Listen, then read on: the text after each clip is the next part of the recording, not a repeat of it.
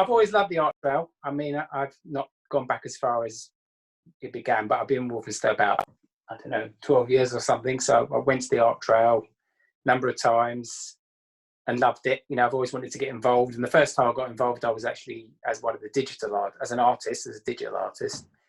But then, I moved into the podcast creating space, and I sort of thought, well, why don't I have to do a podcast? Because I think it'd be a nice extra facet to add to the art trail, another dimension. So I thought, well, I'll put it in the creatives group and see what everyone thinks. And of course, there was a brilliant response. Engin has created a flavour that we're going to play for you now, so that you can get a sense of these podcasts.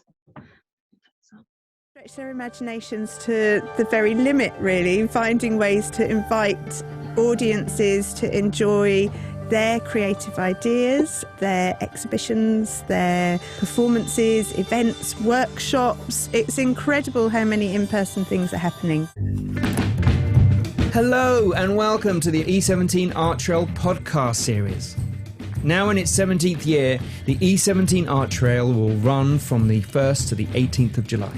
It's a creative festival showcasing the abundant creativity of Walthamstow's multicultural artistic community, and is curated by the fabulous Artillery Massive.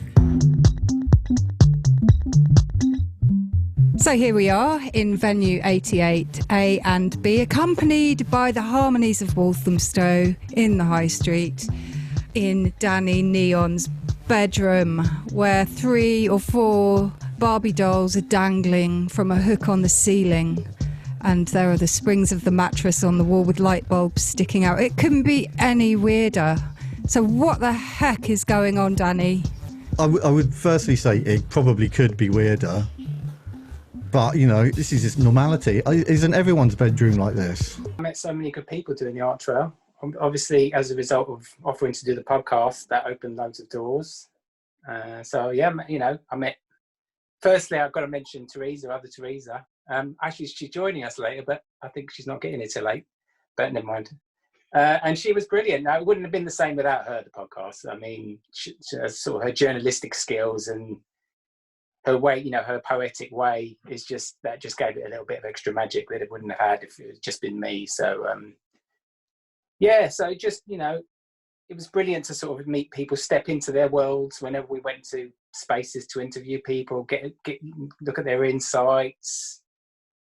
Things are coming of it. I've made a few connections, and I've got, it's given me some ideas.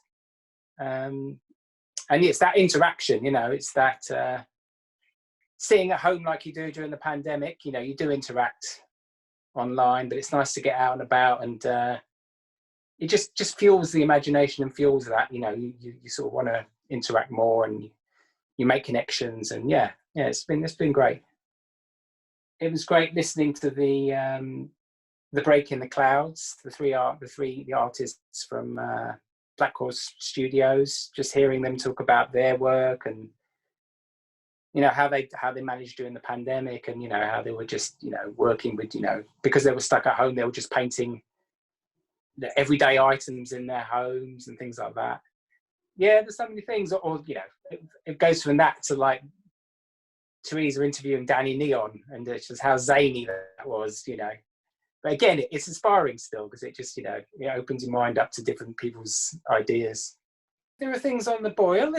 Things aren't moving incredibly fast, but I mean, more podcasts. Me and Theresa started interviewing some people for another podcast, which hopefully is going to happen. Maud Mosley and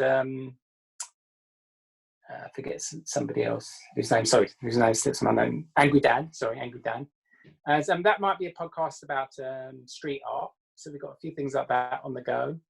I might be doing some stuff with some, and it wasn't as a result of doing the podcast, the art trail this year. It was the previous one, but I might be doing some mentoring with some students locally, helping them put a podcast together. But that's still, touch and go as to whether that's happening. But there's definitely been quite a lot of opportunities and potential ideas that have come out of it. Yeah.